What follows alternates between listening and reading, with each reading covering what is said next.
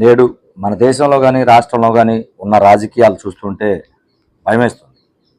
గతంలో గ్రామాల్లో కానీ మండలాల్లో కానీ ఉండే నాయకులు ప్రజా సమస్యల్ని దృష్టిలో పెట్టుకొని ప్రజాప్రతినిధుల దగ్గరికి వెళ్ళేసి, అయ్యా మా గ్రామంలో ఈ సమస్యలు ఉన్నాయి, మీరు ఖచ్చితంగా వీటిని తీర్చాలని చెప్పేసి ప్రజానాయకులుగా ఉండేవారు.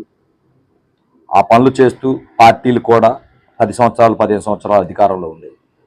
కానీ ఇప్పుడున్న పరిస్థితుల్లో గ్రామాల్లో కానీ మండలాల్లో కానీ ఉన్న నాయకులు ప్రజా సమస్యలను విస్మరించి వ్యక్తిగత స్వార్థంతో వ్యక్తులుగా వాళ్ళకు కావాల్సినటువంటి పనులు తీసుకెళ్ళి ప్రజాప్రతినిధుల ముందుకు పెడుతున్నారు.